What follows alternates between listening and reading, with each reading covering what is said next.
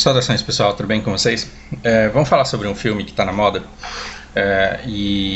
Assim, tem dezenas de sites que falam só sobre filmes e contam todo o enredo, falam da direção, da fotografia, e contam o final, explicam o final. Eu não estou aqui para isso. Então a gente vai falar sobre Milagre na Sala 7. E eu vou propor reflexões baseadas nesse filme partindo do princípio que você já assistiu. Inevitavelmente vou ter que dar spoilers. Não dá para eu propor as reflexões que eu quero propor para vocês sem dar spoilers do vídeo. Então, assim, agora pare e pense. Você tem vontade de assistir esse filme? Se sim, largue esse vídeo agora, assiste lá e depois volta aqui. Se não, se você tem certeza que aquele filme não faz seu tipo e que você não vai assistir, pelo menos assista alguma review dele. Então, procura na internet aí Milagre da Sala 7, pega um review de 8, 10 minutinhos, assiste, escuta acelerado lá, pelo menos para você se inteirar do que acontece e depois volta. Aí, em cima dessa história que eu acredito que você já escutou, e inevitavelmente sem poder deixar de dar spoilers aos montes, inclusive sobre o final, eu vou propor aqui as minhas reflexões baseadas nisso. Esse filme foi recomendado a mim pelo Leandro, que me fez querer assistir o vídeo. Eu assisti e chorei horrores. É um filme feito pra você chorar mesmo. Eu tive uma identificação muito rápida com a filha do personagem. Por quê? Porque o pai dela tem uma deficiência intelectual. Ele tem uma idade mental atrasada, como se ele fosse uma criança da idade da filha dele. E a filha dele sofre bullying, porque ela é filha do cara esquisito, ela é filha do pai que é bobão, que é um crianção. E imediatamente eu me identifiquei muito com a minha infância, porque embora minha irmã só tenha surtado com 21 anos, a infância dela e a adolescência foi marcada por uma fase de introspecção muito grande, em que ela tinha amigos imaginários e que ela era meio esquisitinha mesmo. Então, tudo isso, pra mim, foi muito difícil. De forma que as dores da menina, por empatia e por simpatia também, foram coisas que me doeram bastante. A partir disso, a gente vai... Na fase da quarentena, meu mouse quebrou e assim eu devia ter comprado pela internet, não comprei.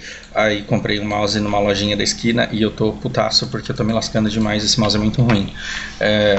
Desculpa essa viajada. O ponto que eu quero passar para vocês é... O Memo, ele foi preso injustamente por um crime hediondo que ele não cometeu, e aí eu tenho uma pergunta para fazer para vocês aqui, que é o começo da nossa reflexão. Tem como não se apaixonar pelo Memo? O pai da menina, tem como você não se apaixonar por aquele cara? Não, é muito difícil não se apaixonar por ele. Por quê? Porque você percebe muito cedo na história que ele é uma criança.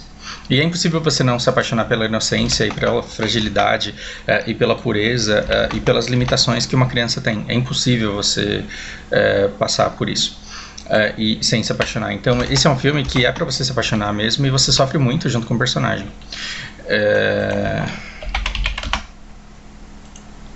Tô acabando, calma aí. Pronto, podemos conversar à vontade. Então você tem uma série de coisas acontecendo. Ele sofre muito na cadeia no começo, mas logo as pessoas vão percebendo que ele é meio esquisito. Apelidam ele de cérebro de ervilha, falam que ele é burro, e assim as pessoas muito rápido percebem que ele não cometeu aquele assassinato pelo qual ele está sendo condenado. E resolvem todos cuidar dele, porque as pessoas se apaixonam muito por ele ao longo do tempo. Tem uma parte, e aqui tem um outro spoiler, né? Uma parte em que a filha dele entra sorrateiramente lá na cela para visitá-lo, e aí os guardas entram na cela, ela se esconde, e todo mundo da cela participando daquela tentativa de unir pai e filha. Eles são perguntados pelos guardas se tem alguma criança, se tem alguém ali na sala. Todo mundo nega, todo mundo mente. E quando perguntam pra ele, sua filha tá aqui? Ele abre um sorriso, aquele sorriso infantil, feliz, pleno, e fala assim, tá ali, ó, tá debaixo da cama. Encontra uma menina debaixo da cama e intervém por ele, tá vendo? Ele não consegue mentir nem pra vocês, pra uma coisa que é óbvia pra nós. Ele tem o cérebro de ervilha, e se ele tá dizendo que ele não matou, é porque ele não matou, porque ele não conseguiria mentir. As pessoas se envolvem todas numa tentativa desesperada de salvar a vida dele. Eu não preciso dar mais spoilers do que eu já dei. O meu ponto de reflexão é... e se ele não tivesse e se ele não transparecesse essa infantilidade? E se ele não transparecesse essa inocência, essa doçura? E se ele não transparecesse todas essas coisas boas que ele transparece da pessoa que ele sabe ser? Eu poderia aqui falar sobre todos os esquizofrênicos, ou sobre a grande maioria dos esquizofrênicos do mundo, mas vamos falar sobre a minha irmã, por exemplo. Você olha pra ela e ela não aparenta doçura, ternura, infantilidade, fraqueza, fragilidade, uma série de outras coisas. Pelo contrário, aquele olhar plástico, oriental, assim... é o olhar de quem sabe o que está fazendo. Então você dá um trabalho para ela e você espera que ela conclua aquele trabalho com maestria, porque afinal de contas ela tem o olhar de quem tem muita sabedoria ali. E aí não faz. E aí você coloca numa atividade para ela simples de, olha, você pega esse pote aqui, tampa e passa para frente na linha de montagem, aí passa pote sem tampa, tampa sem pote, passa negócio mal apertado, negócio frouxo, negócio vazando. E aí as pessoas, elas têm plena convicção de que ela está fazendo aquilo de propósito.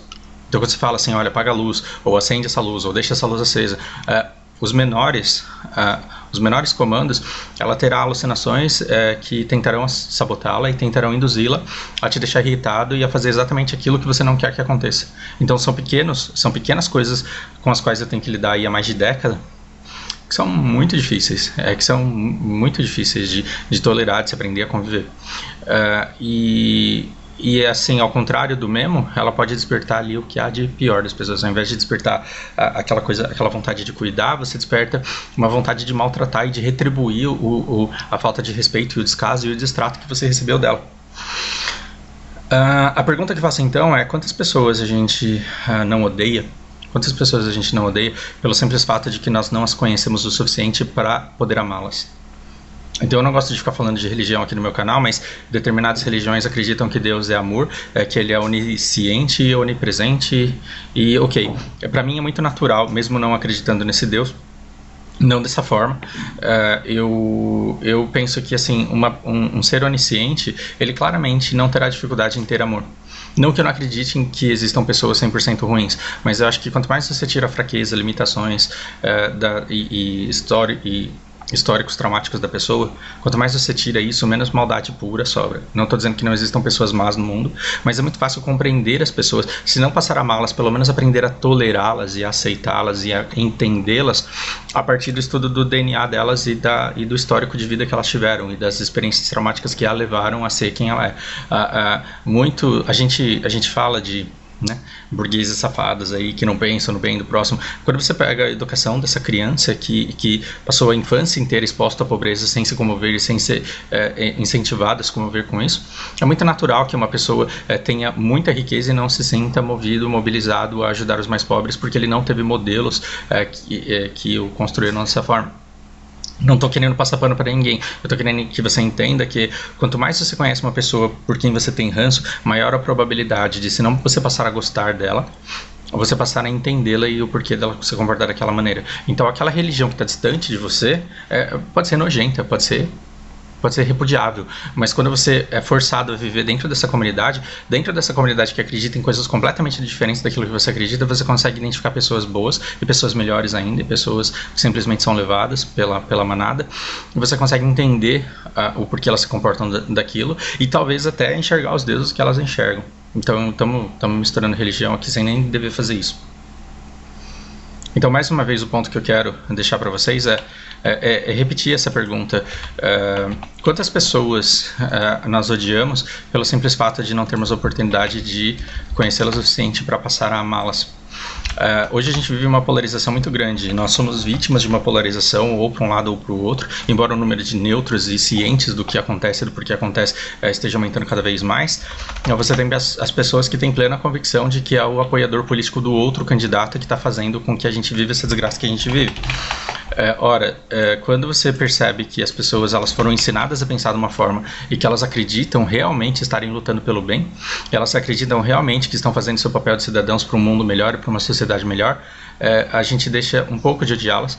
A gente pode não deixar de achá-la burra, mas a gente pode começar a ter um pouco mais de tolerância, um pouco mais de respeito e um pouco de empatia. Então, pela terceira vez nesse vídeo, eu vou deixar essa mesma pergunta que eu quero que fique de reflexão para esse filme sensacional, que eu quero que vocês já tenham assistido a essa altura, que é o Milagre na Cela 7. Quantas pessoas a gente odeia porque a gente não teve a oportunidade de conhecê-las bem o suficiente para passar a amá-las? Reflitam aí.